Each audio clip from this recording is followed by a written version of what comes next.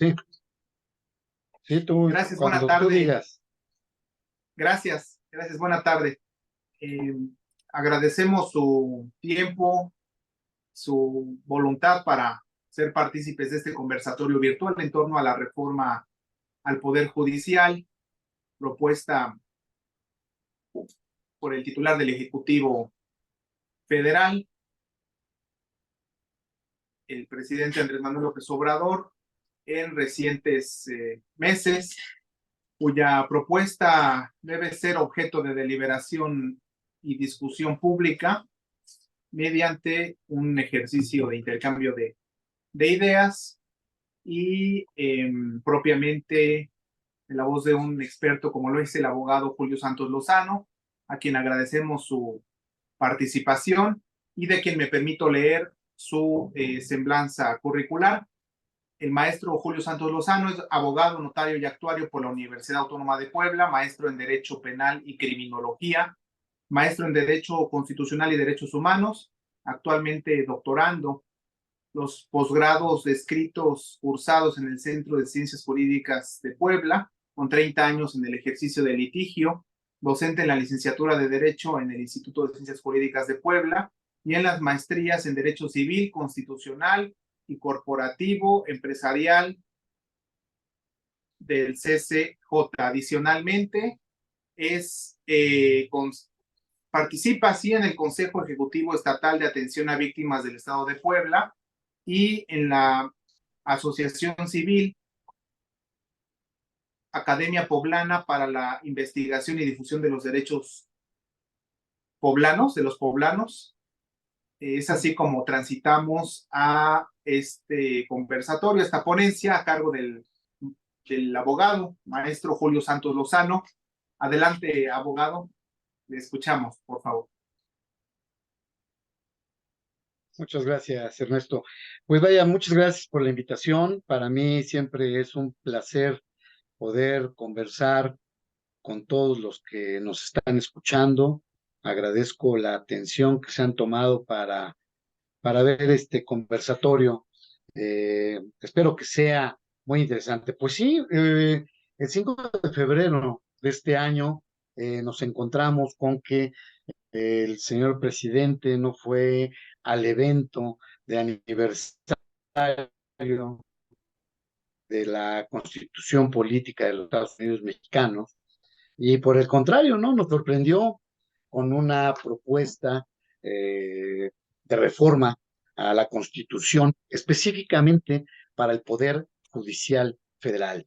Bueno, esto, digo, nos sorprendió porque ya lo había intentado en alguna otra ocasión, no prosperó estas iniciativas, este tipo de reformas, lo vuelve a intentar, ahora pareciera que de una manera más directa, más insistente, más agresiva, yo considero esta situación porque pues trata de borrar, de hacer un borrón y cuenta nueva con todo lo que es la institución de justicia, del Poder Judicial Federal, uno de los poderes de la Unión, pues entre otras cosas yo creo que merece esa independencia, que se dejen este tipo de ataques.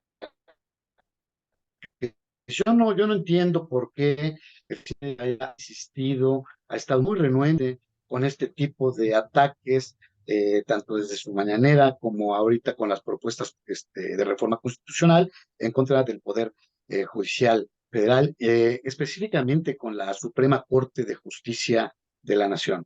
En mi concepto, la Suprema Corte de Justicia de la Nación ha desarrollado una tarea muy, muy importante, lo ha hecho en mi concepto muy, muy, muy bien. Yo quisiera hacer una semblanza, digamos, de todo esto. Eh, ¿Para qué se hicieron las constituciones? Pues las constituciones se hicieron para controlar el poder monárquico, ¿no? En aquella época, ¿no? Que era un poder absoluto, ¿no? Ahí nace en 1789 la Declaración Universal de los Derechos del Hombre y del Ciudadano en Francia, que yo creo que es la cúspide, digamos, de todo este tipo de pronunciamientos a nivel internacional. De ahí vienen las constituciones. Este tipo de instrumentos precisamente fue el control, el control del poder, ¿no? Esta situación del Estado de Derecho que no podemos pasar por alto a nadie, ¿no? Este Estado de Derecho que todo el mundo hablamos del Estado de Derecho, pero muchos no sabemos lo que significa el Estado de Derecho. Y el Estado de Derecho no es otra cosa más que nosotros estamos sometidos, tanto ciudadanos como autoridades, a la constitución política de cada país. A eso se ciñe toda esta situación, al respeto que debemos tener, al acatamiento, al sometimiento a la Constitución por parte de las autoridades y por parte del Poder Ejecutivo. Entonces, a mí me llama muchísimo la atención que bajo esta tesitura, digamos que es de la teoría del Estado, que es parte, digamos, de todo este sistema democrático que impera en nuestro país, pues sucedan este tipo de cuestiones, ¿no? Este tipo de cuestiones que nunca se habían visto. ¿Qué ha hecho la Corte? Bueno, la Corte ha hecho una importante tarea.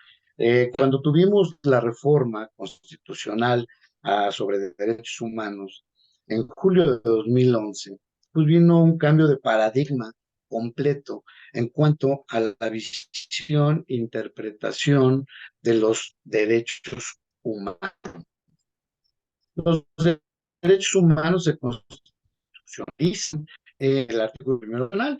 No debemos olvidar que este tipo de transnacionales ya existía desde siempre en el artículo 133. El artículo 133 que dice esta constitución, los tratados internacionales y las leyes que de este man constituyen la ley suprema de la Unión.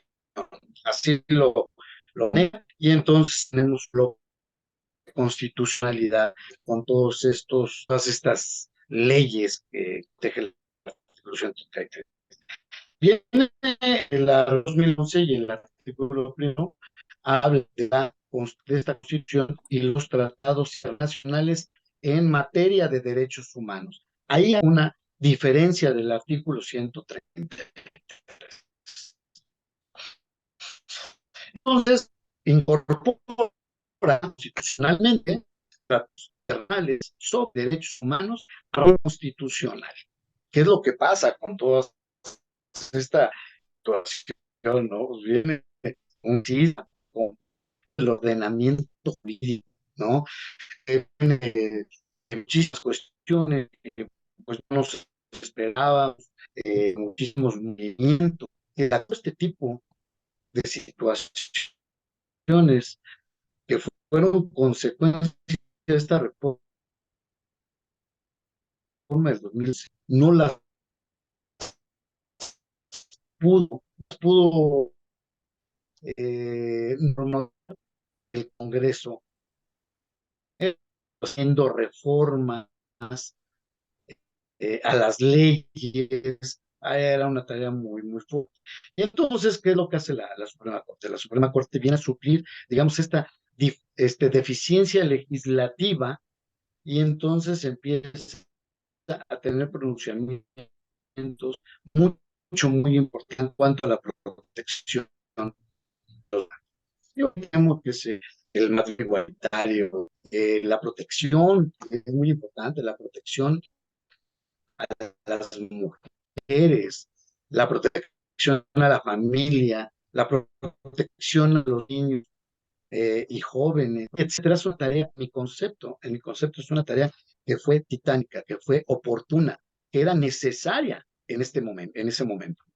Y entonces, pues vaya, le ayuda a todo el sistema, no solamente jurídico, sino al sistema político, con este tipo de pronunciamientos y con este tipo de criterios. Porque al final de cuentas, pues la jurisprudencia pasa a ser una ley, porque es de observancia general.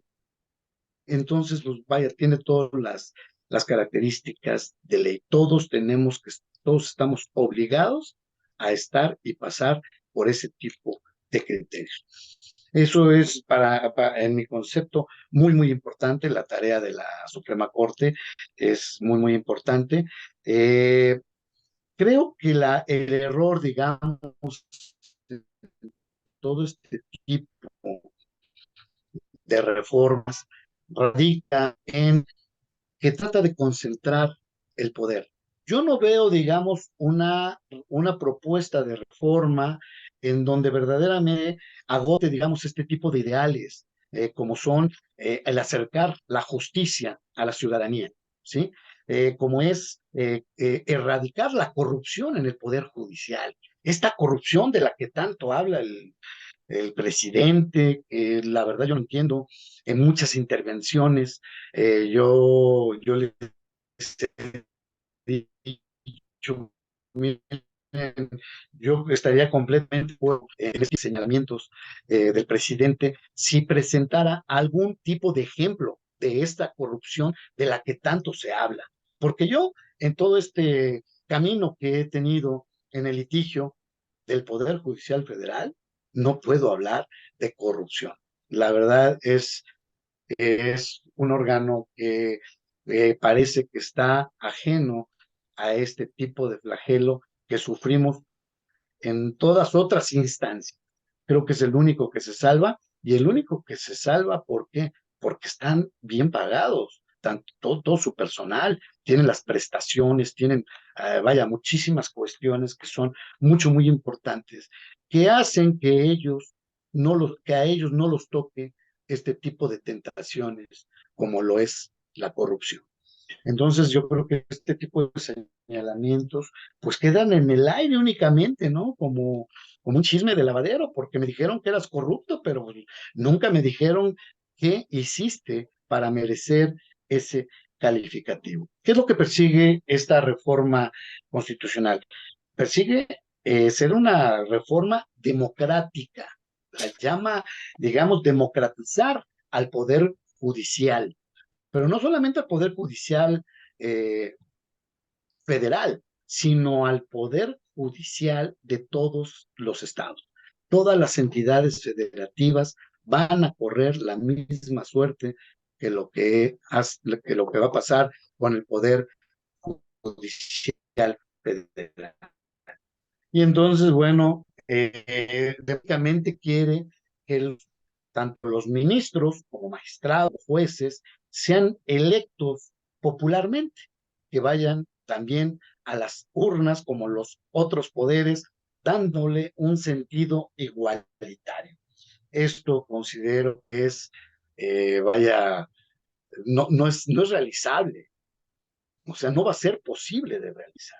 Tenemos 1,633 eh, personas que son tanto magistrados como jueces de distrito nada más en el Poder Judicial Federal y tenemos más de 4,000 jueces y magistrados en todas las entidades federativas.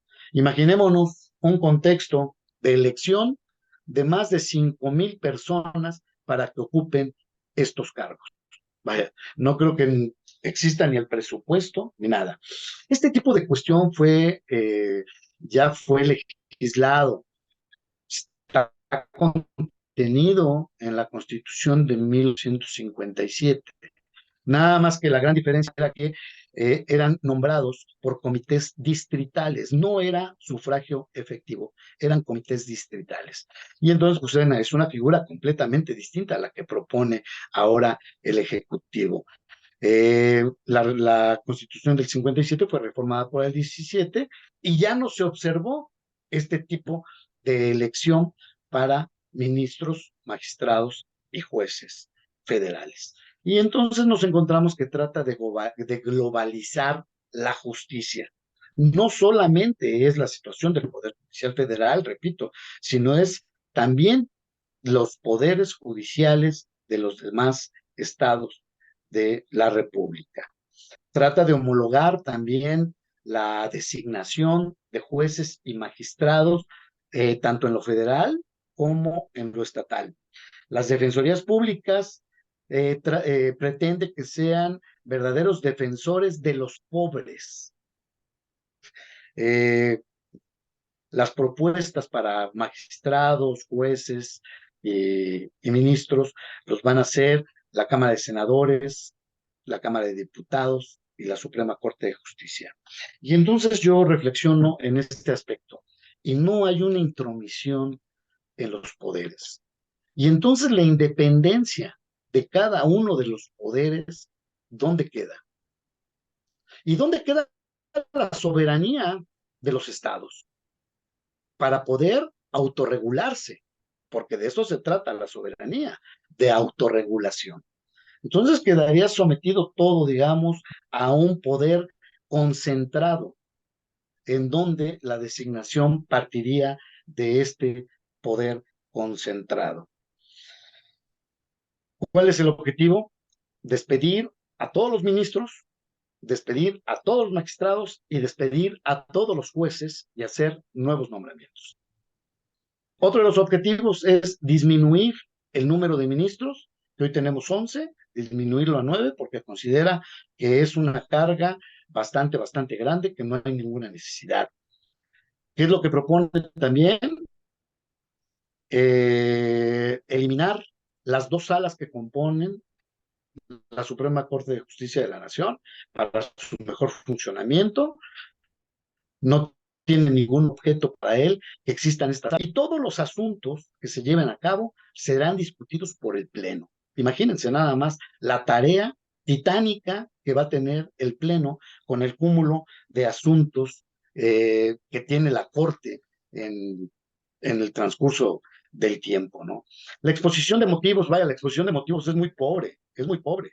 O sea, en la exposición de motivos lo que plantea es que hay un distanciamiento entre los jueces y el pueblo.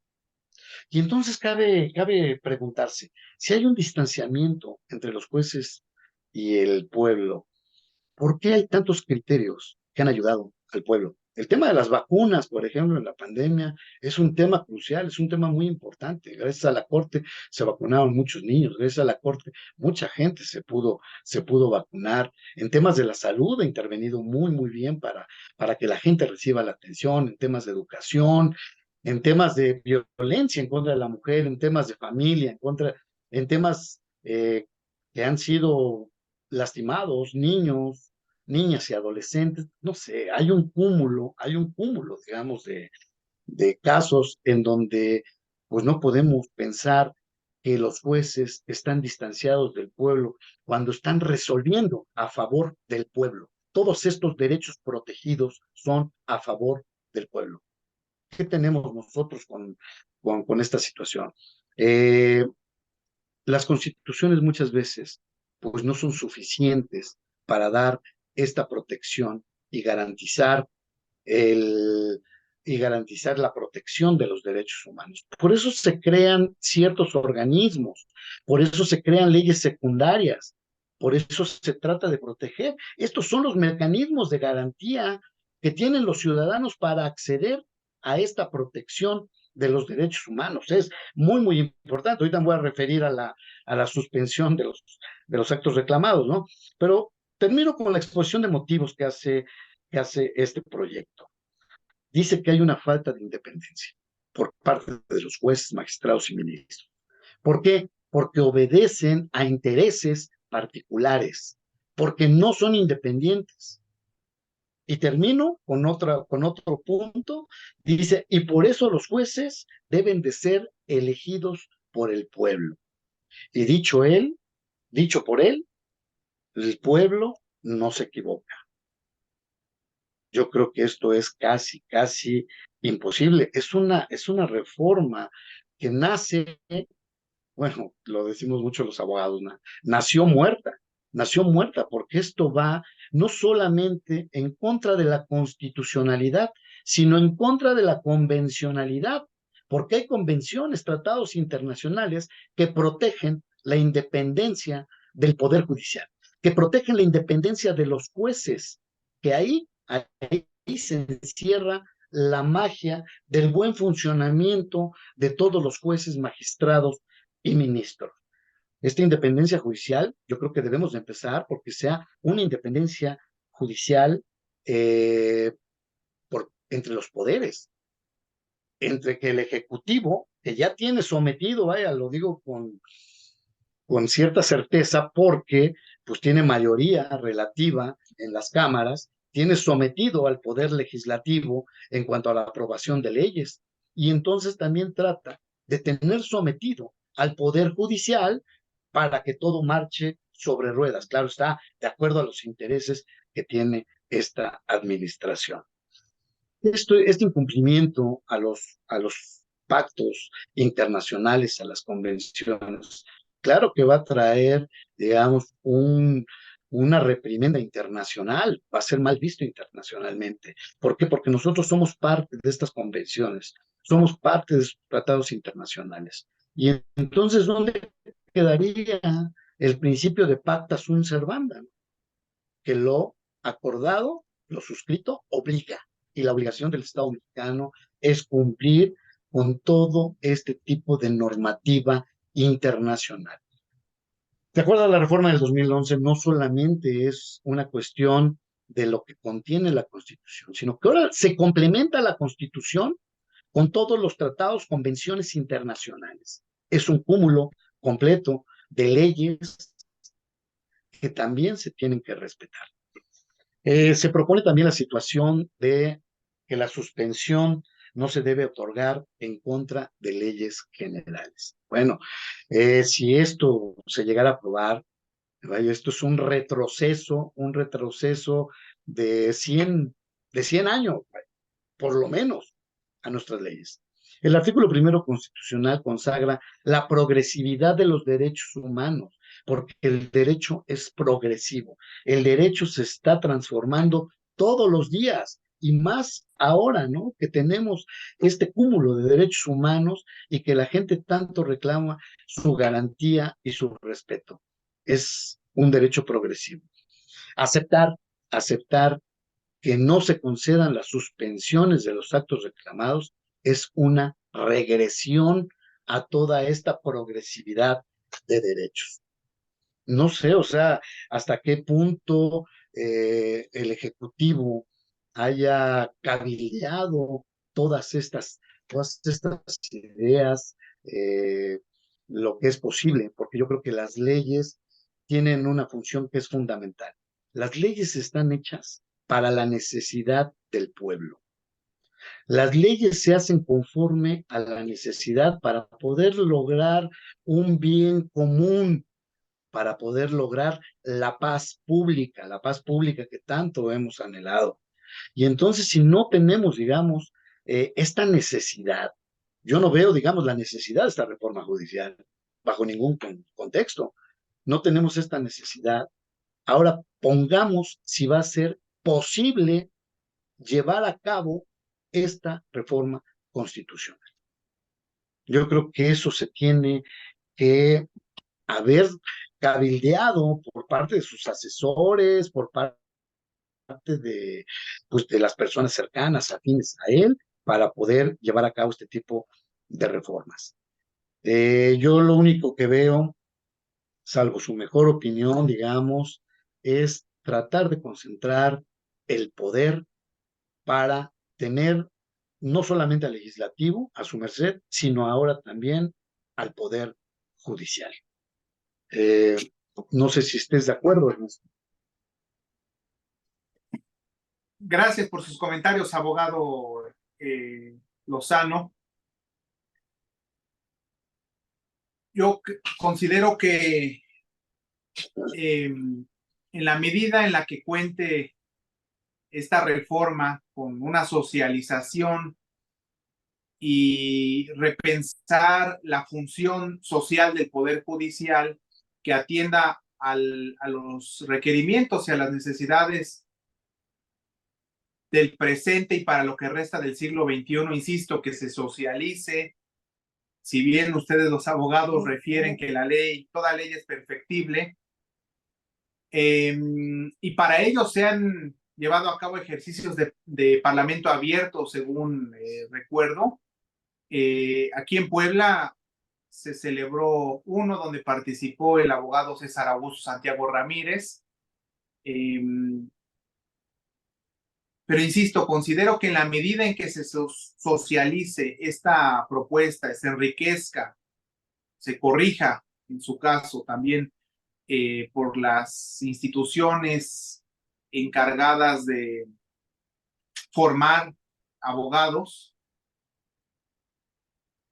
y en la medida en la que se cuente con ese respaldo social y popular, creo yo que puede haber una ley precisamente que atienda a esas necesidades. Hablaba usted de cultura de paz, abogado, y yo me permito leer las definiciones de acuerdo a la UNESCO, esta organización de las Naciones Unidas para la Educación, la Ciencia y la Cultura, donde el principal objeto del ordenamiento jurídico es brindar condiciones de paz y de justicia. Se define como una cultura de paz que está basada en los principios enunciados en la Carta de las Naciones Unidas, la cual ya mencionaba el abogado Lozano, y en el respeto a los derechos humanos, la democracia y la tolerancia, la promoción del desarrollo, la educación para la paz, la libre circulación de información y la mayor participación de la mujer como enfoque integral para prevenir la violencia y los conflictos, y que se realicen actividades encaminadas a crear condiciones propicias para el establecimiento de la paz y su consolidación. La cultura de paz se basa en la idea de que la paz no es simplemente la ausencia de conflicto armado, sino un estado positivo en el cual se promueve la justicia, la igualdad, el respeto mutuo y la cooperación. La cultura de paz se manifiesta en diferentes niveles, desde las relaciones personales y familiares hasta las interacciones a nivel internacional. Implica la resolución pacífica de conflictos, el respeto a los derechos humanos, la inclusión social y la promoción de la educación y la comprensión intercultural.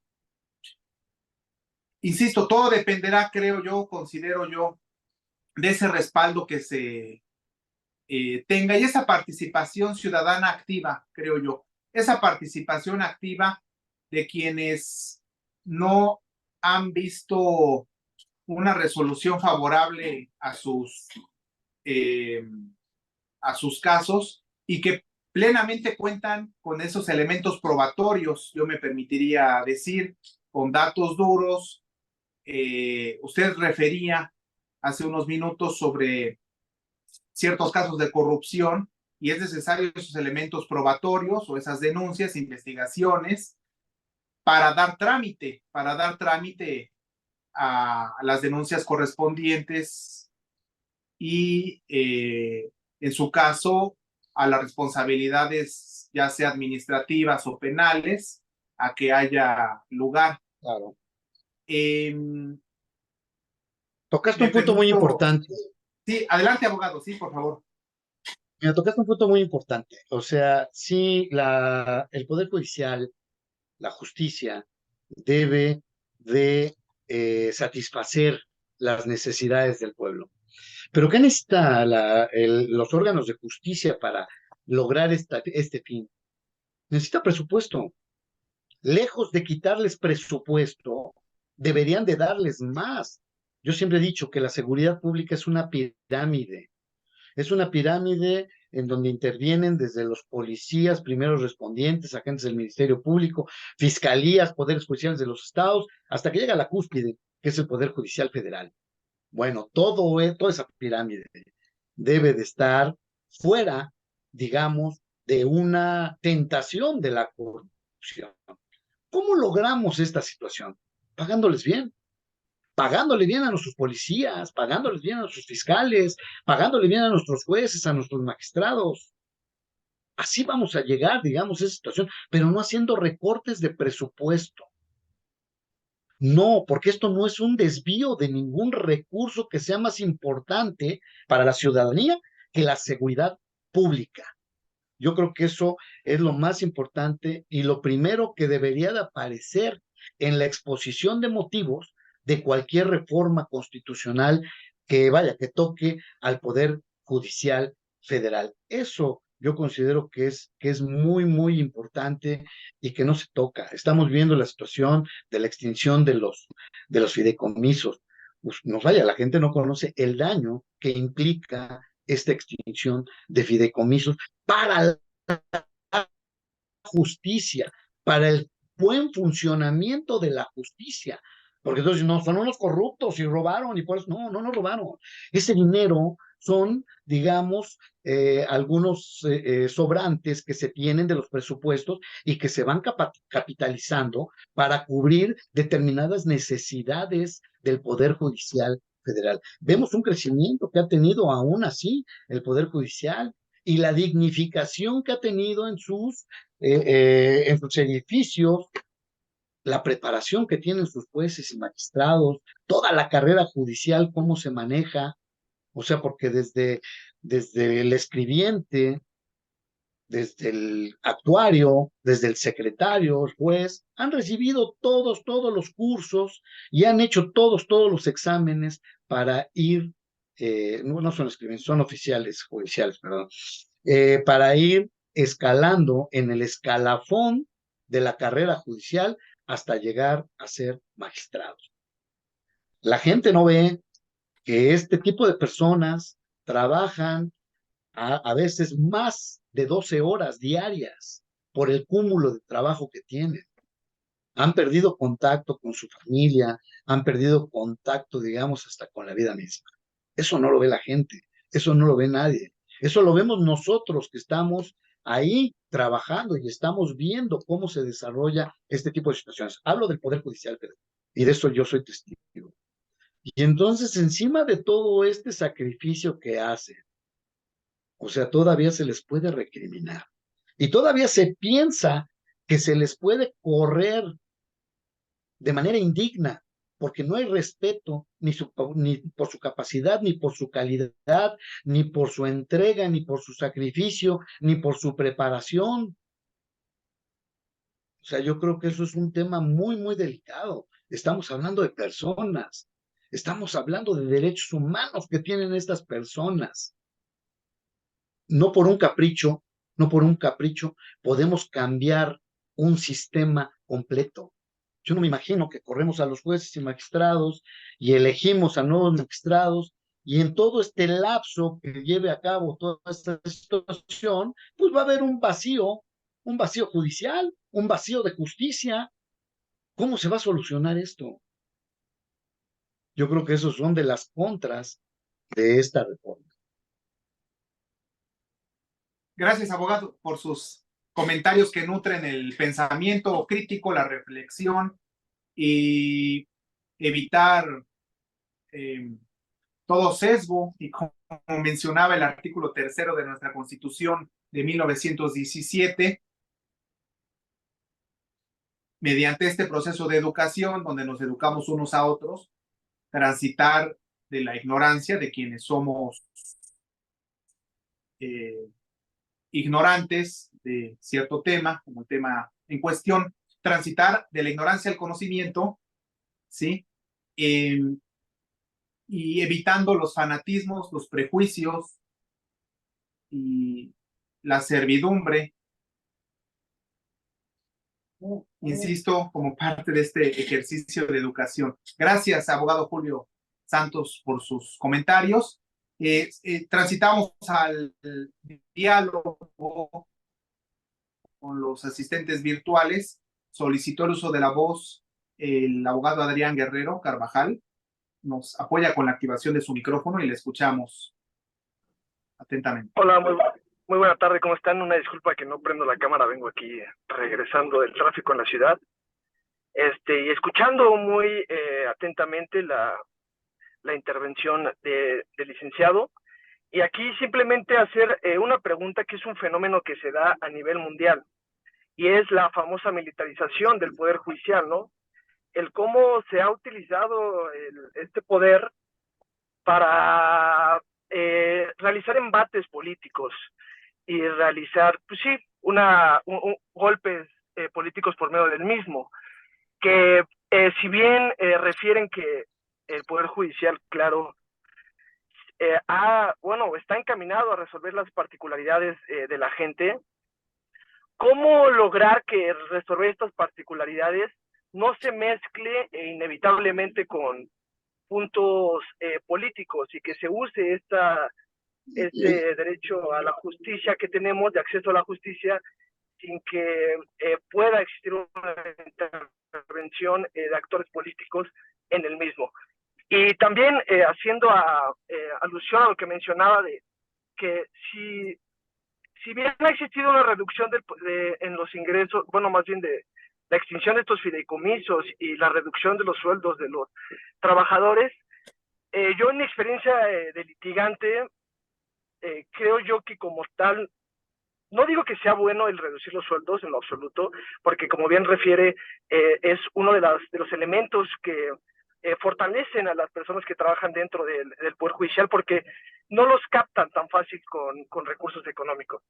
Entonces, también yo creo que lo que sí es verdad es que existe una cierta putrefacción en los valores sociales que derivan en, en distintas áreas del gobierno, como puede ser el mismo Poder Judicial, en el Poder Legislativo, pero no sé si usted coincida conmigo en que aquí la solución tal vez no sería económica, incrementar o reducir los salarios o los ingresos o más bien las prestaciones del Poder Judicial, sino más bien lo que yo siento es hacer un cambio de mentalidad y de un cambio de estructura cosmogónica del actor del Poder Judicial para que sea más resolutiva también su labor y asimismo también reducir sus horas laborales para no incentivar pues por así decirlo, parasites laboral, ¿no? Donde se trabaja mucho, pero se resuelve poco. Muchas gracias. Gracias, Adrián. No, gracias a ti, Adrián. Sí, mira, la primera pregunta que me haces yo creo que es muy, muy interesante. La politización de la justicia, pues es evidente y es manifiesta, ¿no? ¿Cómo se termina? Bueno, yo desde hace mucho tiempo he estado con la idea de un tribunal constitucional. Ahí se dirimen todos los conflictos de los tres poderes. ¿Por qué? Porque el Tribunal Constitucional está por encima de los tres poderes y es el que va a calificar la actuación en cuanto a violación de derechos humanos y no se va a meter a tramas de legalidad, porque la trama de legalidad se la va a dejar a la Suprema Corte de Justicia. De hecho, la Corte de Justicia, vaya, estaba constituida únicamente para resolver problemas de legalidad. Con toda esta sinergia que ha tenido el derecho, con toda esta progresividad, con la reforma del 2011, pues tuvo que cambiar, digamos, este tipo de función y se volvió este Tribunal Constitucional. Bueno, ¿cómo terminamos con esta politización? Con un Tribunal Constitucional. Y para ello, como tú lo decías en la segunda pregunta, pues hay que cambiar la mentalidad de los actores judiciales, de los abogados, digamos, de toda la gente que está inmersa, digamos, en este tema de justicia y también de los ciudadanos.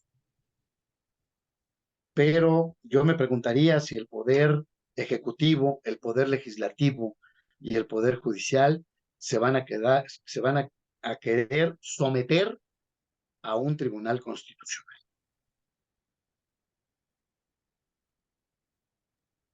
Gracias, Muchas abogado. gracias. Gracias, abogado Julio Santos y abogado Adrián, por la pregunta. Carlos Mesa Gutiérrez emite una pregunta.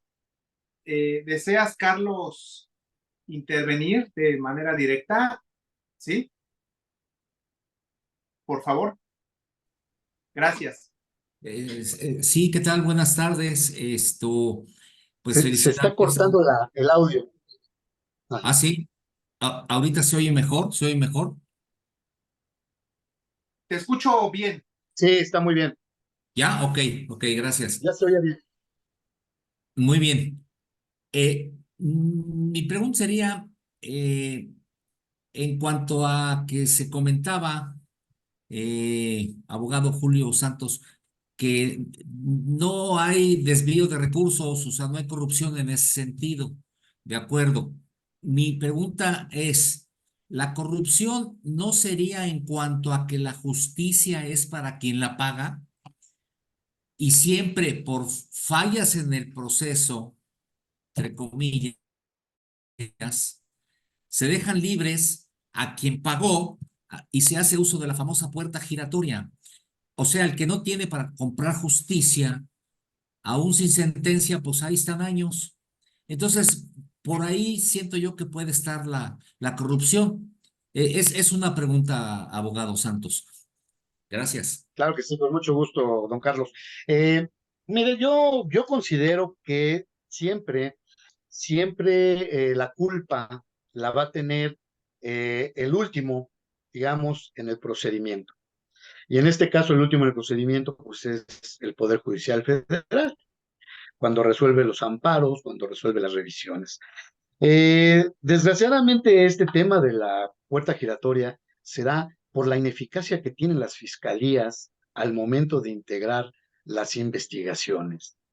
O sea, las investigaciones van, digamos, de una manera bastante mal hechas, que pues a lo mejor pueden pasar el primer filtro, ¿no? Que es el juez que sentencia, y a lo mejor el tribunal superior también confirma esa resolución, pero pues cuando llega, digamos, al Poder Judicial, ya en la situación de amparo, detecta, digamos, todas estas fallas, y es cuando se cae toda esta cuestión.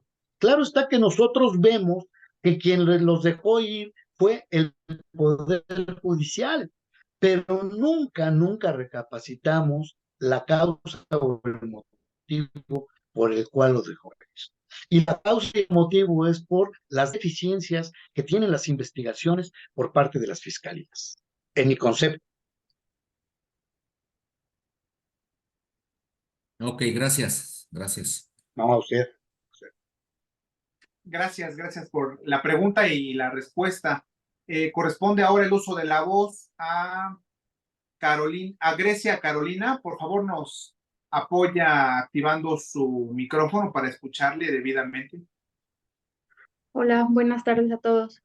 Bueno, pues escuchando lo que dijo el abogado Julio de que el abogado Carlos de la justicia es de quien la paga, estoy de acuerdo con lo que dijo el abogado Julio, porque creo que las fiscalías pues también tienen muchísimo trabajo y a veces no hay MPs o no sé, no se giran los oficios a tiempo y pues eso entorpece la investigación.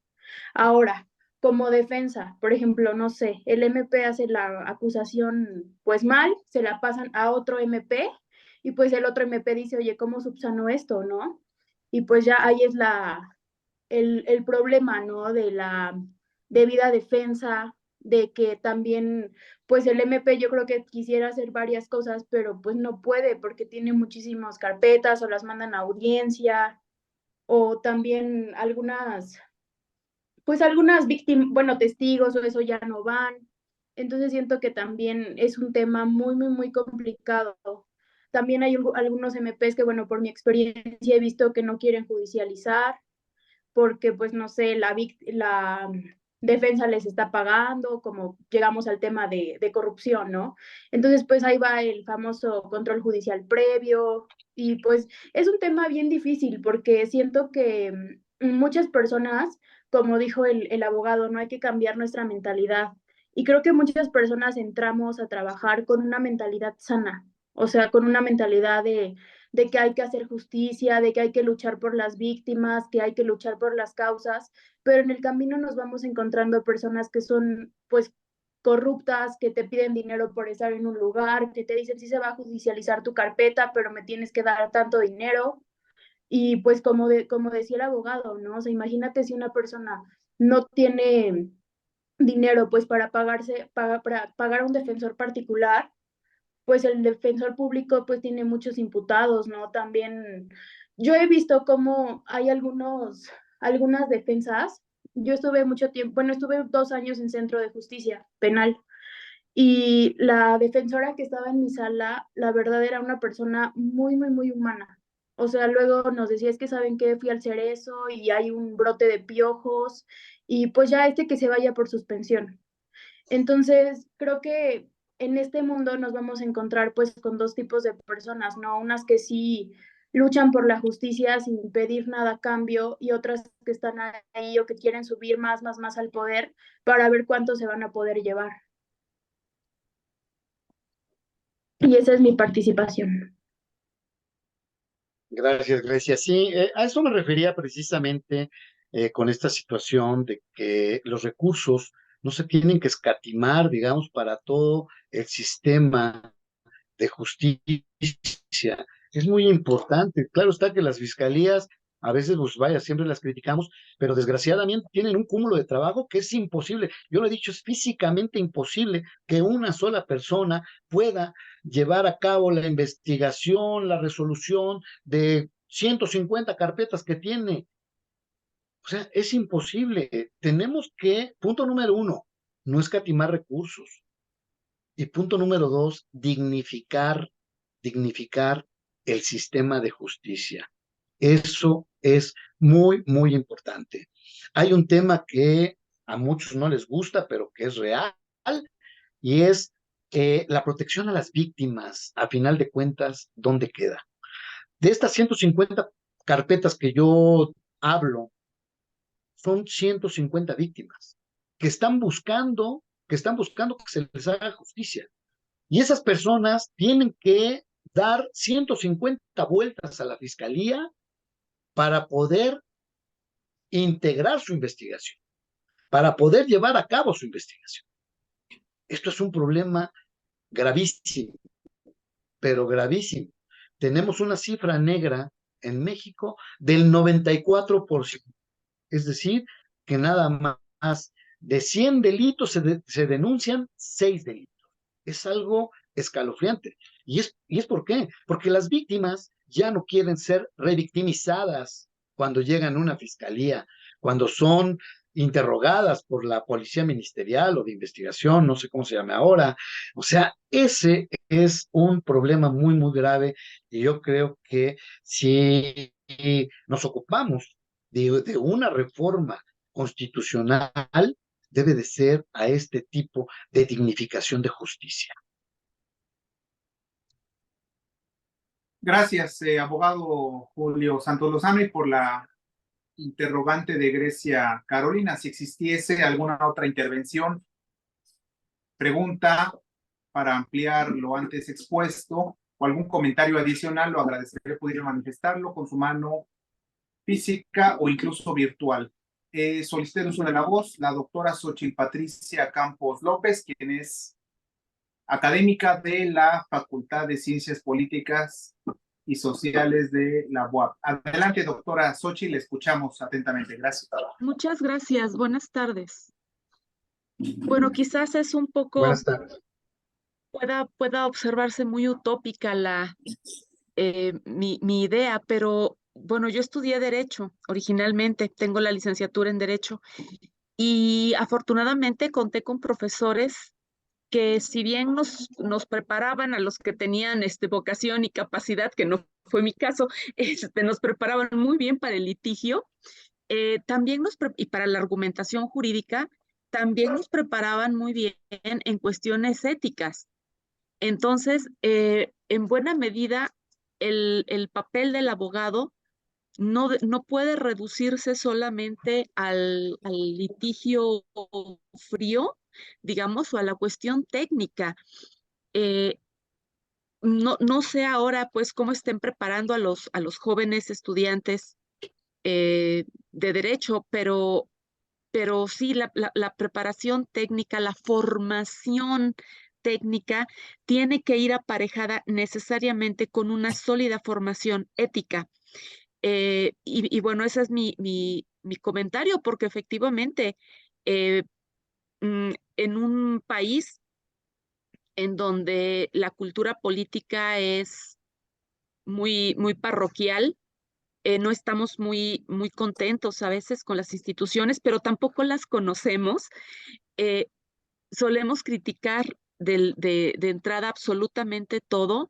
También es cierto que como escuché en las dos participaciones, bueno, en las participaciones previas, hay una preocupación porque las autoridades no ejercen quizás de manera ideal sus funciones y eso lleva a una perversión del ejercicio. Bueno, pues también es que en ocasiones no tenemos esa formación y me parece que también es pues es indispensable. Muchas gracias. Es muy importante. Muchas gracias, doctora. Es muy importante, mire, yo en mis clases no solamente trato de darles lo que es la ética, sino la deontología La deontología que va un poco más allá, ¿por qué? Porque es una fusión entre lo que es la ética y lo que es la moral. Desgraciadamente, pues hemos perdido los valores, hemos perdido muchísimos principios que pues nos daban desde nuestra casa, estas clases de civismo que todavía a algunos de nosotros nos tocó llevar, pues eran muy, muy importantes, todo eso se ha perdido. Creo que hay que ir más allá de la ética y darles una formación deontológica en donde vean la importancia que tiene esta fusión de la moral con la ética en su desarrollo profesional. Y yo apuntaría otra cuestión en esta cuestión, es la función social que debemos de tener los abogados. No es únicamente metalizarnos, sino tener una función social, una función de ayuda a los que necesitan verdaderamente. Hay mucha gente que necesita y hay que brindarle esa ayuda. No nos metalicemos. Eh, eh, la formación, vaya, la formación es muy importante y tiene que ver, digamos, con todo esto que yo le comentaba. Eh, a veces me parece que hay una ausencia de principios y de valores que debemos de restaurar, porque vemos que nuestro tejido social está completamente roto.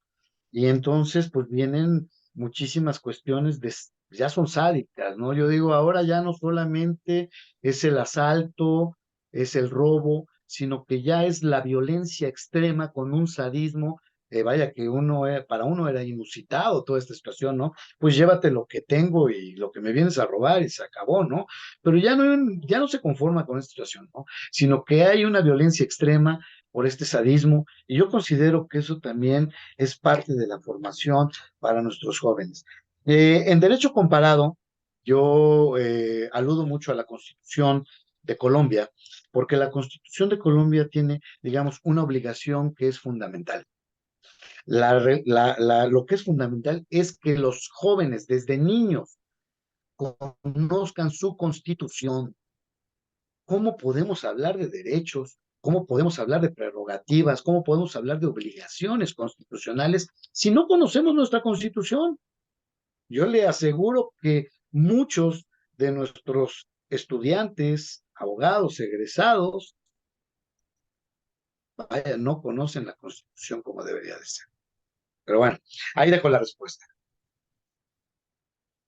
Gracias, abogado Julio Santos Lozano. Y sí, efectivamente forma parte de un proceso de educación permanente y no dejarlo todo en manos de estrictamente o específicamente de quienes ejercen la labor del derecho, litigar, sino como un principio cívico, una formación cívica, una educación cívica.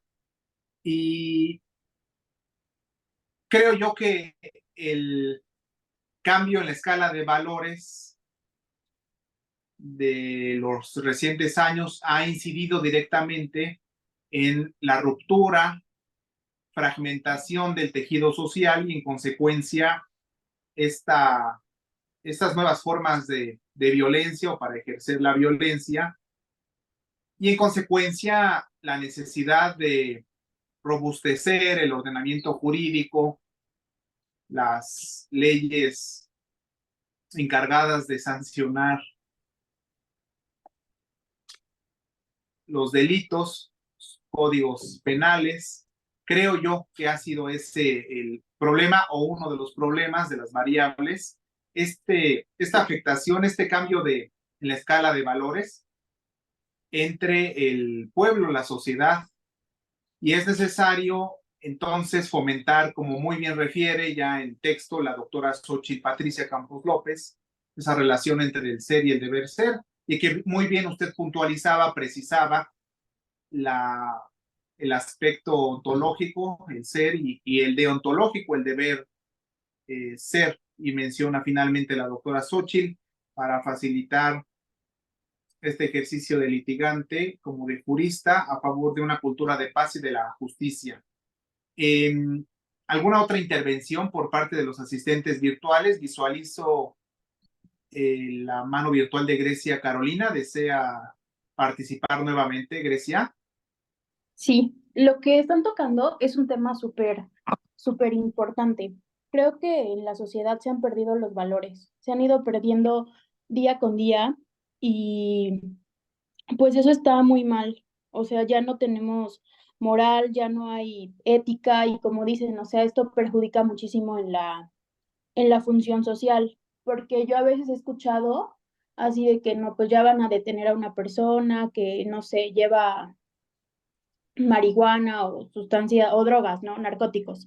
Entonces le dicen al oficial, oye, ¿sabes qué? Te doy tanto y me dejas ir. Y el oficial, pues obviamente, como no gana tan bien, va a ganar más de lo que le va a dar la persona que de lo que su sueldo, ¿no? Entonces, pues también ahí nos vemos en una cuestión de la moral de la persona, ¿no? Porque otros dirán, ¿sabes qué? Pues a mí no, y te pongo a disposición y todo, pero vivimos pues en un país donde creo que los valores ya no existen en muchas personas y se pierden. Eh, Ahora, de lo de las víctimas, igual, pues es un tema bien complicado porque, pues imagínense, no sé, delitos así feos como homicidio, feminicidio, luego llegan a las fiscalías y yo he visto cómo llegan llorando y dicen, no, es que lo mató el primo y luego el testigo ya no quiere ir, o sea, también es muy desgastante para las pobres víctimas estar, pues yendo a checar su propia carpeta. Y para los asesores jurídicos que le ponen bueno, que se les asignan de oficio, pues para unos pueden actuar muy bien, ¿no? Y otros, pues es una carpeta más. Entonces es algo realmente triste que, pues, uniendo todos estos temas, todo surja de los valores como personas, ¿no? Y que antes de que seamos profesionales y todo, pues somos seres humanos. Entonces creo que en las clases, bueno, el abogado Julio fue mi maestro y siempre nos hacía mención de la ética, de cómo debe de ser nuestra formación como abogados, porque muchos dicen, ay, es que, o sea, imagínate, si defiendo a los buenos, pues me voy a quedar pobre, ¿no? Pero creo que pues todo tiene un límite, ¿no? Y hay que saber qué asuntos tomar, qué asuntos no, como persona. O sea, habrá personas muy fuertes que digan, ay, a mí no me importa si la mató, yo lo voy a sacar, le vamos a dar al juez y así, ¿no? Pero pues imagínense, ¿no? Si fuera su mamá, si fuera su tía, si fuera un familiar suyo. Creo que siempre hay que ponernos en los zapatos de otras personas. De acuerdo, Grecia. Gracias. Gracias, Grecia. Ya para ir concluyendo, solicitó el uso de la voz el ingeniero Ricardo Villa Escalera. Nos apoya activando su micrófono, por favor, ingeniero, para escuchar su pregunta o algún comentario adicional, por favor. Pues sí, ya me están escuchando, ¿verdad? Muy bien, ingeniero, Sí, adelante. ingeniero. Bueno, en primer lugar, disculpas porque tuve una cita que no ponía posponer y por eso he llegado bastante tarde.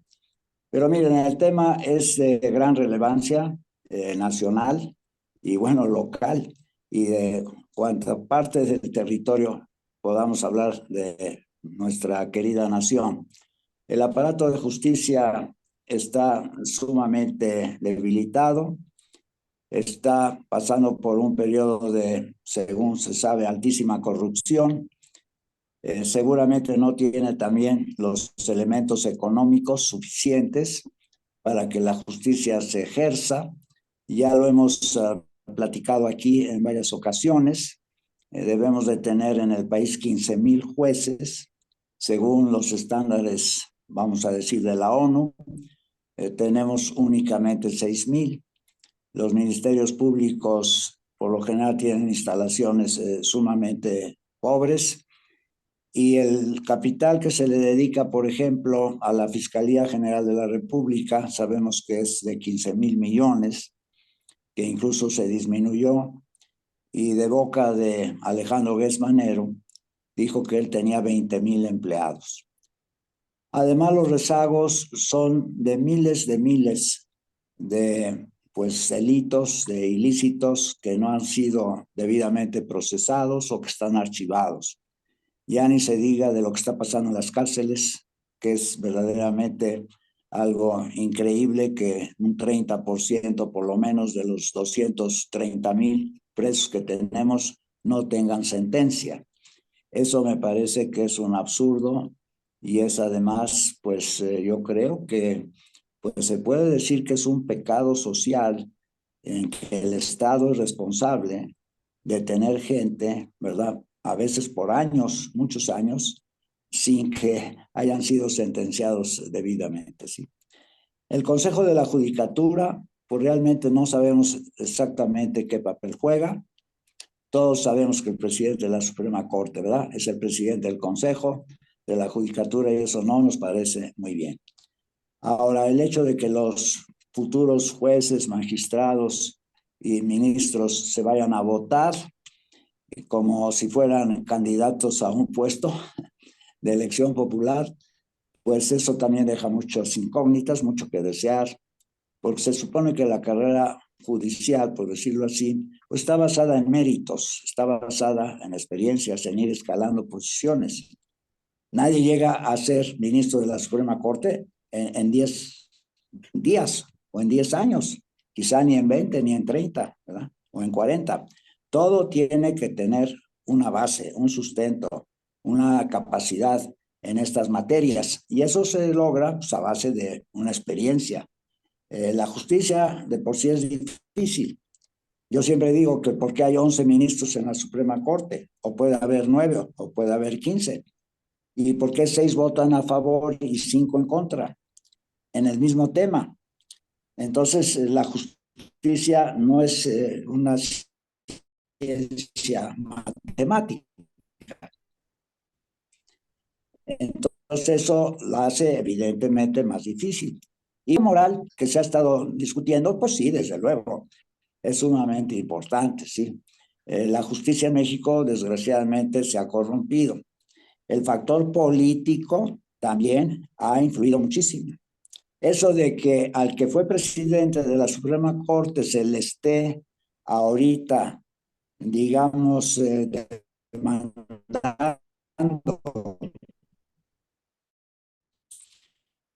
de forma anónima, por lo menos en 60 jueces, para que dieran sus resoluciones, sus dictámenes a modo y favorecieran al actual gobierno.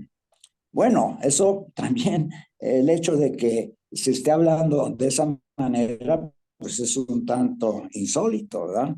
Eso no debería de suceder. La justicia no está a favor de un gobierno o a favor de otro gobierno. Eso no puede ser, ¿sí? La justicia tiene que ser políticamente, vamos a decirlo así, neutral, absolutamente neutral. Eso de que unos ministros van a defender a un partido y otros a otro, no. Eso francamente está fuera de toda percepción adecuada. Y bueno, ya para no alargar, el narcotráfico vale 40,000 millones de dólares en México. Es un negocio fabuloso, fantástico, pues tan fantástico es que se matan por ese negocio y se matan muy bien y se matan exageradamente bien.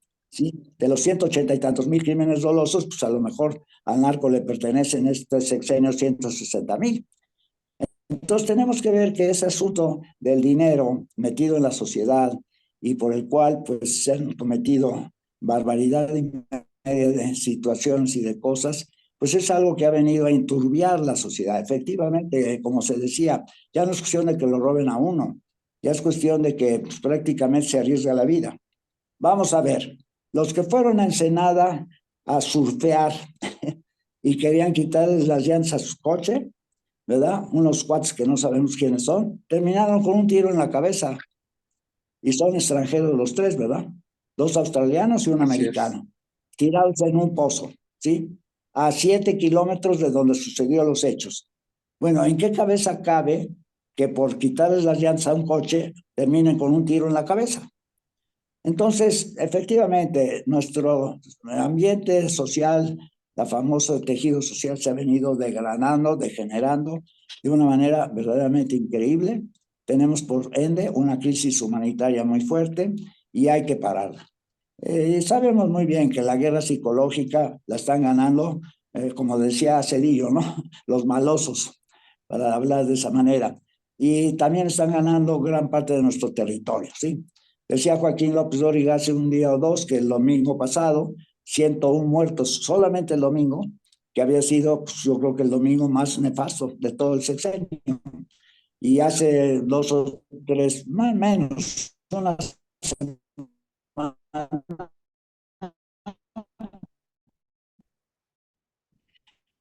el fin de semana tengo el récord. ¿Qué no te va la impunidad? Sí, ya con eso termino. Que se decía, nada más se resuelvan 2 o 3 o 4 o 5, un 5% si acaso. Bueno, es verdaderamente insólito. ¿Y cuántos no se están denunciando? ¿Verdad? Que es lo que llaman por ahí la cifra negra. Bueno, eso también es algo que está fuera de toda proporción. Ya la gente pues ya no va y ya no dice nada. Ahora los policías, está bien, los policías estaban en 12,000, 13,000, 14,000 pesos, a mí me consta. Ahora ya los van a subir a 20,000. Qué bueno, me parece estupendo. ¿Será suficiente? 20,000 pesos al mes para que se jueguen la vida por nosotros. Nosotros tuvimos en nuestro grupo un policía que el día que nos dio una conferencia magnífica sobre estos temas, esa noche lo mataron.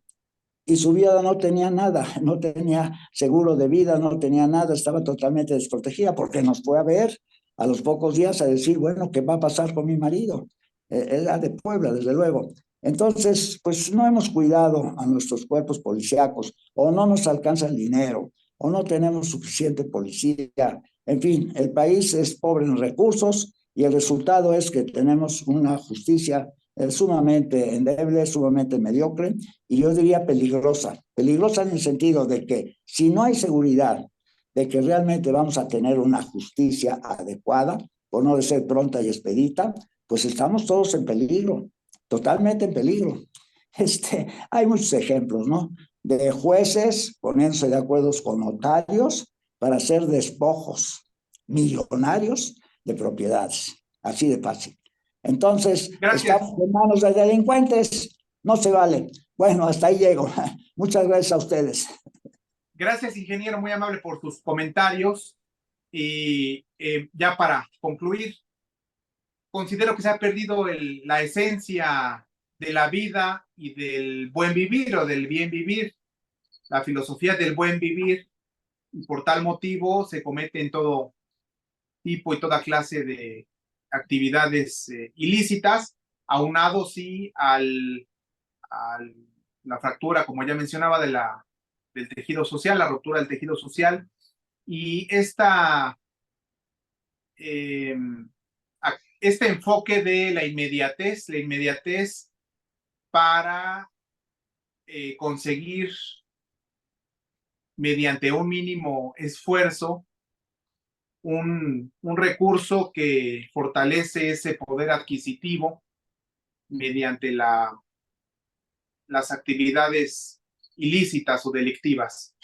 Un tema muy amplio que debe ser abordado no solo por la academia o las instituciones encargadas de formar a los abogados, como mencionaba yo, creo que es una obligación del pueblo como sujeto político para que haya Estado, el participar activamente en manifestar lo que quiere para el poder judicial y como parte de un auténtico Estado de Derecho y en consecuencia una división de poderes que atienda a esa realidad social. Abogado Julio Santos Lozano, ¿algún comentario final que pudiera usted externar para nosotros? Gracias. No, únicamente pues estoy de acuerdo con algunas consideraciones que hizo el ingeniero Ricardo y Escalera. Tiene toda la razón, tiene las cifras, tiene muchísimas cosas, ¿no? Desgraciadamente vivimos en una política del no pasa nada. Eh, eh, eh, Comentarios como el que apenas hizo el presidente, que no es que haya aumentado la violencia, solamente aumentaron los homicidios. O sea, es algo increíble, incongruente, y que lo diga en tribuna pública, ¿no? Creo que la política de abrazos y no balazos, desgraciadamente, ha cobrado una cifra innumerable de vidas y de patrimonios. Desgraciadamente, vaya, es lo que está pasando. Creo que se está engrosando, como siempre, se engruesa, digamos, las legislaciones, pero no estamos viendo que sean, digamos, la solución a los problemas. La solución a los problemas yo creo que deberían de venir con políticas públicas por parte del Estado para inhibir, para disminuir la cifra delictiva. O sea, no vemos políticas públicas en ningún momento. Ya, llegar al tema de justicia, de procuración y administración de justicia, pues ya lo abordamos, creo que considerablemente. Pues nada más agradecer mucho la invitación y pues siempre estaré a sus órdenes.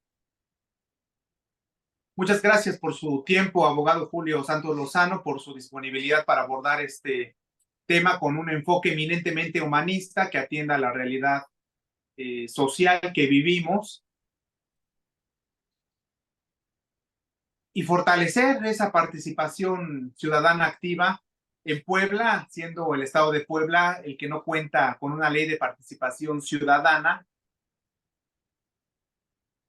y que ante la inexistencia de dicha ley es necesaria una participación activa para ejercer estos mecanismos de participación ciudadana, referéndum, plebiscito, revocación de mandato, silla ciudadana, otras figuras que han sido consideradas en el anteproyecto de ley que fue entregado hace ya 1 año y medio, como parte, insisto, de una participación ciudadana activa para que haya estado un fortalecimiento institucional.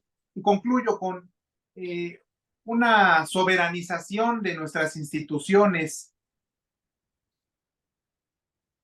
fortalecer, sí, el presupuesto público con ese enfoque progresivo, como ya muy bien refería el ingeniero Ricardo Villa, y también Grecia Carolina, ante la falta de recursos humanos, al menos tratándose en la Fiscalía General del Estado de Puebla,